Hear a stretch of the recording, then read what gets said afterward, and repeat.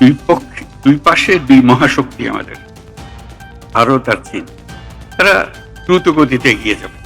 বাংলাদেশ থেকে নেপাল, ভুটান ও ভারতের উত্তর পূর্বাঞ্চল, সেভেন সিস্টার্স অঞ্চলে সরাসরি পণ্য পরিবহনের সুযোগ আরও সহজ হতে চলেছে। আজ এক ভাষণে বাংলাদেশের প্রধান উপদেষ্টা জানিয়েছেন, ট্রানজিট সুবিধা সম্প্রসারণের ফলে দক্ষিণ এশিয়ার বাণিজ্য আরও গতিশীল হবে। তিনি বলেন, এখন থেকে বাংলাদেশের ভেতর দিয়ে নেপাল ও ভুটানে মালামাল পরিবহন সহজ হবে, যা আঞ্চলিক বাণিজ্যের নতুন দ্বার উন্মোচন করবে। এই সিদ্ধান্তের ফলে ব্যবসায়ীরা দ্রুত ও কম খরচে মালামাল পাঠাতে পারবেন, যা অর্থনীতিতে ইতিবাচক প্রভাব ফেলবে। বিশেষজ্ঞদের মতে, এই উদ্যোগ দক্ষিণ এশিয়ার আন্তঃবাণিজ্য বৃদ্ধিতে গুরুত্বপূর্ণ ভূমিকা রাখবে। বিস্তারিত দেখুন প্রতিবেদনে। দুই পাশে দুই মহাশক্তি আমাদের, ভারত আর চীন। তারা দ্রুত গতিতে এগিয়ে যাবে। আমরা যেহেতু মাঝখানে আছি, আমাদেরকে ফেলে যেতে পারবে। তাদের বাতাসে আমরা উঠতে থাকব। সেই থেকেই আমার বদ্ধমূল ধারণা, বাংলাদেশের ভবিষ্যৎ অতি চমৎকার তার অবস্থানের কারণে। তখন দুই জায়ান্টের কথা বলেছিলাম, দুই মহাশক্তি। এখন আর দুই মহাশক্তির কথা বলি একই সঙ্গে, চার মহাশক্তি। আমাদের কি অপূর্ব সুযোগ! আমাদের সামনেই বিস্তীর্ণ মহাসাগর, আমাদের উপকূল ভূমি, সাগরের সঙ্গে আমাদের লাগোয়া উপকূল। এই একটা মস্ত বড় সুযোগ। পৃথিবীর দরজা আমাদের সামনে খোলা। আমরা দিন ব্যবহার করতে জানিনি। এখন যে মুহূর্তে এটার ব্যবহার শুরু করব, আমাদের অর্থনীতিকে লোহার দড়ি দিয়ে বেঁধে রাখতে পারবে না।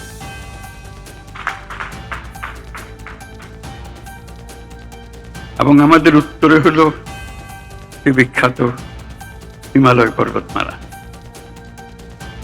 যেখানে জমে আছে আমাদের যাবতীয় শক্তি, হাইড্রো পাওয়ার। কত শক্তি দরকার বাংলাদেশের, এখানে সব জমা আছে, হারিয়ে যাচ্ছে না, শুধু নেবার অপেক্ষায়।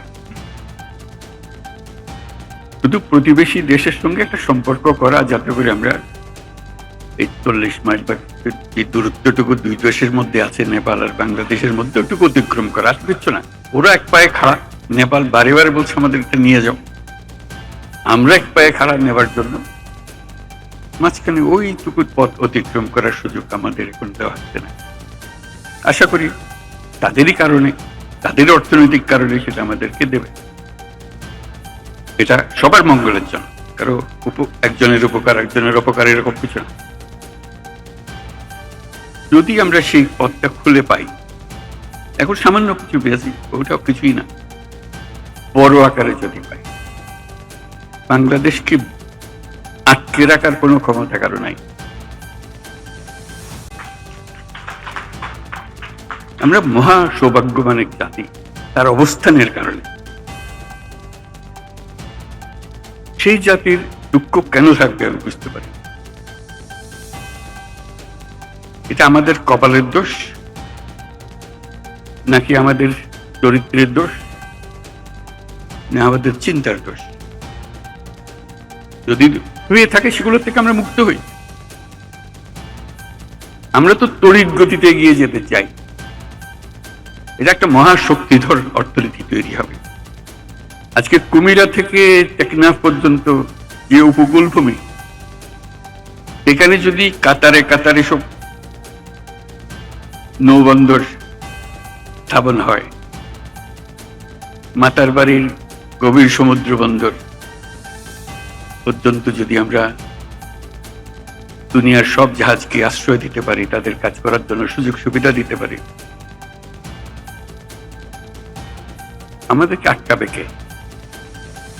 এবং শুধু যে সমুদ্র বন্দর আমরা ব্যবহার করব, আমাদের মালামাল যাবে, তা তো না। আমাদের একটা নিজস্ব অর্থনৈতিক অঞ্চল আছে, সেই অঞ্চলটাকে আমরা এখনো খুলতে পারিনি, কিন্তু অঞ্চল অপেক্ষা করছে আমাদের জন্য। আমাদের অঞ্চল হলো, উত্তরে হলো নেপাল আমাদের অঞ্চল। নেপালের সৌভাগ্য তারা হিমালয় পর্বতের পাদদেশে আছে।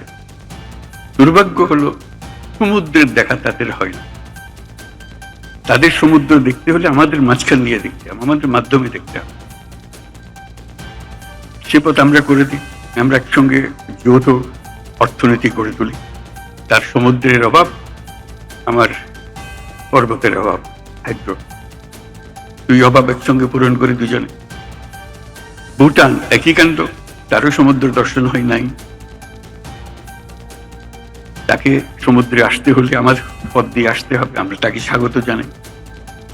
তেমনি ভারতের পূর্বাঞ্চল একই অবস্থা, নেপালের যে অবস্থা, ভুটানের যে অবস্থা, নেপাল ভারতের সেভেন সিস্টারের একই অবস্থা। তার সমুদ্র দর্শন তার হয় না, হবে না। তার সঙ্গে আমরা যোগ দিই একসঙ্গে এই অর্থনৈতিক অঞ্চল। আমাদের যে সমুদ্র বন্দর, তাদের মাল আনা নেওয়া করবে, আমাদের মাল আনা নেওয়া করবে, তাদের কাছে যাবে। তাদের অর্থনীতি আমাদের অর্থনীতি দুই একসঙ্গে জাগবে। তারাও খুব কষ্টের অবস্থায় আছে, তারা খুব ভালো অবস্থায় নেই। তারা এই সুযোগ পেলে তারাও আনন্দিত, তাদের ব্যবসা আমাদের ব্যবসা রমরমা ব্যবসা হবে, একসঙ্গে ব্যবসা হবে। এগুলো বললাম এই জন্য আমরা ভবিষ্যৎ সম্বন্ধে অনেকটা হতাশায় ভুগি।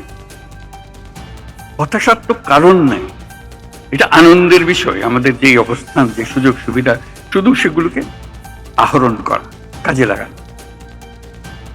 প্রক্রিয়া শুরু হয়েছে, এই প্রক্রিয়াকে জোরদার করা, যাতে করে আমরা এই অর্থনৈতিক অঞ্চল গড়ে তুলতে পারি। মালামাল সোজা চলে যাবে নেপালে, সোজা চলে যাবে ভুটানে, সোজা চলে যাবে সেভেন সিস্টার্সে। তাদের মালামাল আমাদের মাঝখান দিয়ে, আমাদের ব্যবসা তাদের ওখানে যাবে, তাদের ব্যবসা আমাদের এখানে আসবে। সেটাই তো হলো অর্থনীতি। কাজেই প্রাকৃতিক দিক থেকে আমরা খুবই সৌভাগ্যবান। নতুন নতুন শীর্ষ খবরের জন্য চ্যানেলটিকে লাইক, কমেন্টস, শেয়ার, সাবস্ক্রাইব অথবা ফলো করুন।